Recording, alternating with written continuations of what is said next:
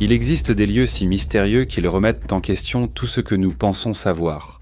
Nous avons déjà abordé ce sujet dans nos vidéos, mais ce dont nous parlerons aujourd'hui vous surprendra et remettra en question toute la reconstitution historique de l'origine de notre civilisation. Aujourd'hui, nous découvrons la vallée de Bada en Indonésie, un lieu exceptionnel qui pourrait prouver l'existence d'une civilisation ancienne et avancée que le monde a oubliée. Et nous sommes sûrs que si vous nous suivez jusqu'à la fin, vous partagerez également notre avis. Avant de commencer ce voyage fascinant, comme toujours, nous vous invitons à vous abonner à la chaîne et à partager nos vidéos pour soutenir notre travail et ne pas manquer les prochains épisodes. Dans un coin reculé de la Terre, entouré de montagnes et de forêts denses, la vallée de Bada abrite d'incroyables structures de pierre qui défient toute explication rationnelle. Ces anciens mégalithes, faits de statues humanoïdes et de grandes jarres en pierre, restent un puzzle non résolu pour les archéologues modernes. La plupart des statues sont des figures stylisées avec des têtes surdimensionnées et des corps sans jambes, dont certaines semblent même enceintes. À quoi servaient ces statues ? Qui les a sculptées et avec quels outils ? La vallée de Bada a été découverte par les Européens en 1908 lorsque l'ethnographe et missionnaire Albert Kruit a commencé à documenter les statues et les jarres présentes dans toute la vallée. Les communautés locales considérèrent ces monuments comme faisant partie de leur histoire et attribuaient leur construction à un peuple ancestral oublié. Selon certaines légendes, les statues étaient tous les gardiens du village à qui l'on offrait des sacrifices pour assurer la prospérité et de bonnes récoltes. On estime actuellement qu'il y a plus de 400 artefacts mégalithiques dispersés dans les vallées de Bada, Bezoa et Napu. Parmi ceux-ci, il y a environ 400 énormes jarres cylindriques connues sous le nom de Kalamba et 30 statues à l'apparence humanoïde appelées Arka. Ces mégalithes, très différents, semblent pourtant avoir une origine mystérieuse commune. Les Kalamba, avec leur diamètre variant entre 1 et 2 mètres, sont de grandes jarres en pierre munies de couvercles massifs. Leur but exact reste inconnu, mais certaines théories suggèrent qu'ils étaient utilisés comme urnes funéraires. Cependant, beaucoup de Kalamba sont trop peu profonds pour contenir un corps, ce qui soulève des doutes quant à leur fonction. Il est probable qu'ils n'aient guère de lien avec les rites funéraires, mais ces vases étaient sûrement destinés à un usage complexe, que nous ne comprenons pas totalement aujourd'hui. Les Arkas sont des statues humanoïdes de 1 à 4 mètres de haut. Les principales caractéristiques des Arkas sont leur tête surdimensionnée et leur corps dépourvu de jambes. Certaines statues montrent des femmes enceintes, suggérant un rôle lié à la fertilité. Mais qui étaient-elles ? Et pourquoi leur représentation est-elle si stylisée et en même temps si évocatrice ? Parmi les statues les plus fascinantes de la vallée de Bada, il y a Palindo, ce qui signifie l'amuseur ensemençant, l'amuseur dans la langue locale. Palindo mesure plus de 4 mètres de haut et c'est l'une des statues les mieux conservées de la vallée. Selon la tradition locale, Palindo avait pour tâche de divertir ou de protéger la communauté, et il était souvent impliqué dans des cérémonies individuelles. Sa grande tête et son expression énigmatique semblent presque vouloir communiquer avec ceux qui l'observent, laissant place à d'innombrables interprétations. Pour renforcer encore davantage l'énigme, la roche avec laquelle cet incroyable artefact a été réalisé provient d'un type de pierre qui n'est pas présent dans la vallée. Donc qui l'a apporté sur place, comment et à quelle époque, cela reste un véritable mystère qui ouvre la voie à des hypothèses moins orthodoxes. Selon la datation officielle des archéologues, les statues de la vallée de Bada remontent à une période comprise d'il y a entre 1000 et 5000 ans. Cependant, on se demande si cette estimation est vraiment précise. Pourraient-elles être beaucoup plus anciennes que ce que suggère la science officielle ? Comme nous le verrons, leur histoire s'enfonce dans un passé encore plus lointain et mystérieux. Sur cette chaîne, je vais en profondeur sur des sujets difficiles à expliquer, et plus on creuse, plus il devient difficile de savoir ce qui est vraiment réel. C'est pareil avec notre argent. La bourse est complexe et difficile à vraiment comprendre, alors je me suis aussi plongé là-dedans. Et c'est comme ça que j'ai découvert Mintos, une plateforme qui vous permet d'investir dans des prêts et de gagner des rendements de façon plus régulière. Plutôt que de prédire un marché instable, voici quelque chose que vous pouvez vraiment comprendre, contrairement aux mystères que j'aborde sur cette chaîne. Et comme vous venez par ma chaîne, vous pouvez obtenir jusqu'à 350 € de bonus lorsque vous investissez 500 € ou plus. Stable, prévisible, ça se déroule jour après jour. Vous pouvez l'analyser, le filtrer, voir ce qui s'y trouve réellement. Vous n'avez pas à deviner ce qui est c'est réel sur Mintos, c'est réel.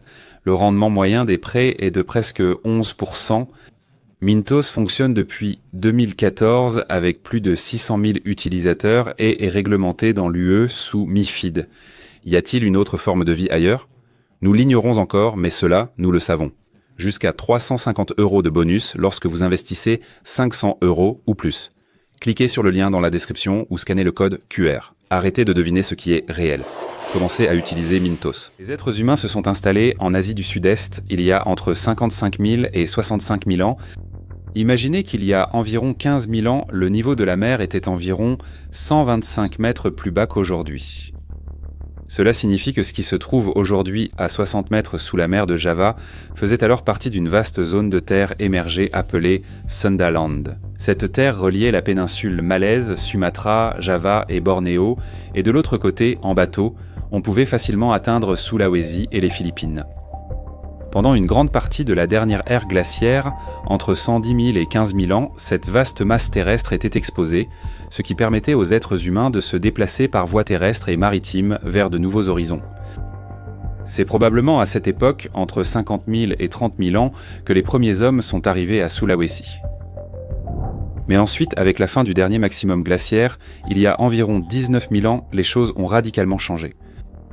Le climat s'est réchauffé et les mers ont commencé à monter, submergeant d'immenses portions de terre. Il y a eu au moins 3 épisodes principaux où le niveau de la mer s'est élevé plus rapidement. Il y a environ 14 500, 11 500 et 7 500 ans. C'est précisément à cette époque que Sulawesi est devenue une véritable île, séparée du reste de l'Asie du Sud-Est, isolant ainsi également les cultures qui s'y étaient déjà établies. L'arrivée des groupes austronésiens s'est produite alors que le niveau de la mer était déjà proche de l'actuel. Grâce à des technologies avancées de navigation océanique, ces peuples parvenaient à voyager vers des îles visibles à l'horizon.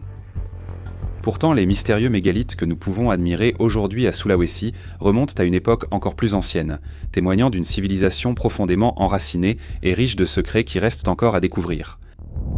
Alors, qui était ce peuple mystérieux qui a érigé ces stupéfiants mégalithes ? Un indice nous vient de l'autre côté du monde, plus précisément de la Turquie. Nous parlons de Göbekli Tepe, l'un des sites mégalithiques les plus anciens jamais découverts. Göbekli Tepe remonte à environ 11 500 ans, bien avant Stonehenge et les pyramides d'Égypte. Ce site est composé d'une série de piliers mégalithiques disposés en cercle, dont beaucoup présentent des gravures représentant des animaux et des symboles énigmatiques.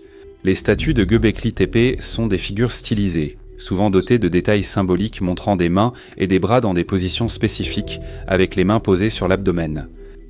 Cette posture, très similaire à celle observée dans les statues de la vallée de Bada, semble suggérer un lien symbolique entre les deux sites.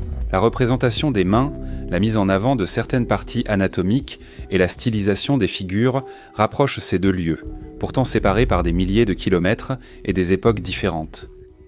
Nous pourrions donc nous demander: les statues de la vallée de Bada pourraient-elles avoir le même âge que celles de Göbekli Tepe? Ces deux cultures, bien qu'éloignées dans l'espace et le temps, auraient-elles partagé des connaissances, ou la civilisation qui les a créées serait-elle bien plus ancienne qu'on ne le pensait? Comme nous l'avons vu, Göbekli Tepe se situe à une époque bien antérieure à celle de la civilisation de la vallée de Bada, une époque proche de la dernière glaciation où la géographie de notre planète était très différente de celle d'aujourd'hui. Mais ce n'est pas tout. À ce jour, l'histoire officielle ne reconnaît aucune civilisation assez avancée pour avoir créé de tels artefacts. Les statues de la vallée de Bada présentent des similitudes non seulement avec Göbekli Tepe, mais aussi avec d'autres monuments mégalithiques disséminés à travers le monde, comme les statues de San Agustín en Colombie et les célèbres Moai de l'île de Pâques. Tant la posture des mains que la forme des statues suggèrent un possible lien culturel, ou du moins une coïncidence surprenante entre ces civilisations éloignées dans l'espace et dans le temps. Les Moai de l'île de Pâques, par exemple, sont connus pour leur grande tête et leur corps stylisé, et leur fonction demeure en grande partie entourée de mystères. De la même manière, les statues de Saint Augustin représentent des figures humaines et des animaux dans des poses rituelles, suggérant l'existence d'une culture profondément liée au symbolisme et au sacré. Mais quelle civilisation du passé pouvait non seulement être assez évoluée pour réaliser ses œuvres, mais aussi capable d'entretenir des échanges culturels avec des populations dispersées à travers toute la planète? Les mystères de la vallée de Bada ne s'arrêtent pas là. On y trouve aussi des mégalithes ressemblant à d'énormes vases de pierre, tout aussi énigmatiques. En effet, ces gigantesques vases de pierre sont sculptés dans un type de roche qui ne se trouve pas dans la région, donc on suppose que le matériau avec lequel ils ont été réalisés a été transporté depuis un endroit plus éloigné. Cela soulève d'autres questions sur la logistique impliquée dans leur construction et leur transport, comme la manière dont les anciens habitants auraient pu déplacer ces énormes pierres.